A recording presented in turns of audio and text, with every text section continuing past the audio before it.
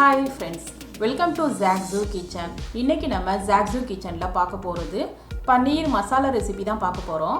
இந்த பன்னீர் மசாலாவை restaurant and dhaba ஸ்டைல்ல எப்படி செய்வாங்களோ அதே டேஸ்ட்ல அதே ஸ்டைல்ல அப்படி நான் செஞ்சு காமிச்சிருக்கேன். இந்த பன்னீர் மசாலாவை ரொம்ப குயிக்கா ஈஸியா செஞ்சிடலாம். இது சப்பாத்தி, ரைஸ், நான் இதோட சேர்த்து சாப்பிட்றப்ப டேஸ்ட் வந்து சூப்பரா இருக்கும்.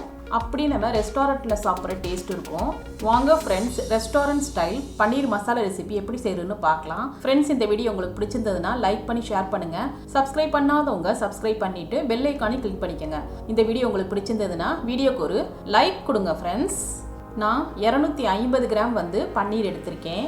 இப்போ இதில் காஷ்மீரி சில்லி பவுடர் 1/2 டீஸ்பூன், மஞ்சள் தூள் 1/4 டீஸ்பூன், சால்ட் 1/2 டீஸ்பூன் சேர்த்துட்டு நல்லா கலந்துக்கணும். இதை ஒரு 5 மினிட்ஸ் மட்டும் வச்சிடலாம். இப்போ ஒரு பேனில் 1 டேபிள் ஸ்பூன் பட்டர் சேர்த்துக்கிறேன். நீங்கள் பட்டருக்கு பதிலாக கீ அண்டு ஆயில் கூட சேர்த்துக்கலாம். இப்போ அடுப்பை வந்து லோ ஃப்ளேமில் வச்சுட்டு இந்த பன்னீரெல்லாம் சேர்த்துக்கணும். ஃப்ரெண்ட்ஸ், பன்னீரை வந்து நம்ம ஓவராக குக் பண்ணிடக்கூடாது. அப்படி பன்னீரை வந்து ஓவராக குக் பண்ணிட்டோம்னா பன்னீர் வந்து ஹார்ட் ஆயிரும். அதனால் பன்னீரை வந்து 2 to 3 மினிட்ஸ் மட்டும் குக் பண்ணால் போதும். பாருங்கள் ஃப்ரெண்ட்ஸ், இதை இந்தளவு குக் பண்ணால் போதும்.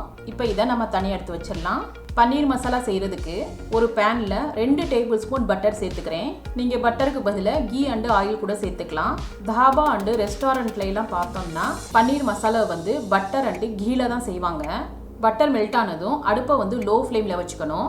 இப்போ இதில் பிரிஞ்சி இலை 1, பட்டை 1, கிராம்பு 3, கருப்பு ஏலக்காய் 1, பச்சை ஏலக்காய் 2, சீரகம் 1 டீஸ்பூன் சேர்த்துக்கிறேன். ஃப்ரெண்ட்ஸ், உங்கள்கிட்ட கருப்பு ஏலக்காய் இல்லைன்னா அதுக்கு பதிலாக நீங்கள் ஒரு பச்சை ஏலக்காய் கூட நீங்கள் சேர்த்துக்கலாம். இப்போ இது நல்லா பொரிஞ்சதும் மீடியம் சைஸ் 2 ஆனியனை பொடியாக கட் பண்ணி இதில் சேர்த்துக்கிறேன். ஆனியன் வந்து 1 நிமிஷம் வதங்கினதும் 1/2 இன்ச் இஞ்சியையும் 2 பல்லு பூண்டையும் நல்லா திருவிட்டு இதில் சேர்த்துக்கிறேன். ஃப்ரெண்ட்ஸ், நீங்கள் திருவி சேர்க்கறதுக்கு பதிலாக 1 டீஸ்பூன் இஞ்சி பூண்டு பேஸ்ட் கூட நீங்கள் சேர்த்துக்கலாம். இப்போ இதை அடுப்பை வந்து லோ டு மீடியம் ஃப்ளேமில் வச்சுட்டு நல்லா வதக்கிக்கணும். இப்போ ஆனியன் வந்து நல்லா கோல்டன் ப்ரௌனாக ஃப்ரை ஆயிடுச்சு. இப்போ இந்த ஸ்டேஜில் அடுப்பை வந்து லோ ஃப்ளேமில் வச்சுட்டு நம்ம மசாலாஸ் ஆட் பண்ணிக்கலாம். Kashmiri chilli powder 1 teaspoon. Kashmiri chilli powder சேர்க்குறப்ப கிரேவி வந்து நல்லா கலர்ஃபுல்லாக இருக்கும். நீங்கள் நார்மல் சில்லி பவுடர் சேர்க்குறதா இருந்தால் 3/4 டீஸ்பூன் சேர்த்துக்கோங்க. மல்லித்தூள் 1 டீஸ்பூன், கரம் மசாலா 1/2 டீஸ்பூன், சீரக பவுடர் 1/2 டீஸ்பூன், மஞ்சள் தூள் 1/4 டீஸ்பூன், சால்ட் 1/2 டீஸ்பூன் சேர்த்துட்டு நல்லா கலந்துக்கணும். இப்போ இதில் மசாலா கருகிடாமல் 2 மீடியம் சைஸ் தக்காளியை வந்து மிக்ஸி ஜாரில் சேர்த்துட்டு நல்லா பேஸ்ட் பண்ணி வச்சுருக்கேன். இப்போ இதில் சேர்த்துக்கிறேன். தக்காளி பேஸ்ட்டை வந்து மசாலாவோட நல்லா கலந்துக்கணும். இப்போ இந்த மசாலா குக் ஆகிறதுக்காக 1/2 கப்பு மட்டும் தண்ணி சேர்த்துக்கிறேன். நல்லா கலந்துட்டு லிட்டால கவர் பண்ணி லோ ஃப்ளேமில் வச்சுட்டு மசாலா வாசம் போகிற வரைக்கும் நம்ம குக் பண்ணிக்கணும். இப்போ 2-3 மினிட்ஸ்லேயே நல்லா குக் ஆயிருச்சு. மசாலா நல்லா குக் ஆகி ஆயில் வந்து மேலே செப்பரேட்டாக பிரிஞ்சு வந்திருக்கு பாருங்கள். இப்போ இந்த ஸ்டேஜில் 1/2 கப்பு வந்து தயிரை வந்து ஆட் பண்ணிக்கிறேன். தயிர் சேர்க்குறப்ப அடுப்பை வந்து ஆஃப் பண்ணிவிட்டு சேர்த்துக்கலாம். அப்போ தான் தயிர் வந்து திரியாமல் இருக்கும். மறுபடியும் லிட்டால கவர் பண்ணிவிட்டு 2 to 3 மினிட்ஸ் மட்டும் குக் பண்ணிக்கலாம். இப்போ இதில் 2 பச்சை மிளகாவை நடுவில் கீறிட்டு இதில் சேர்த்துக்கிறேன். இது நல்லா கலந்துக்கணும்.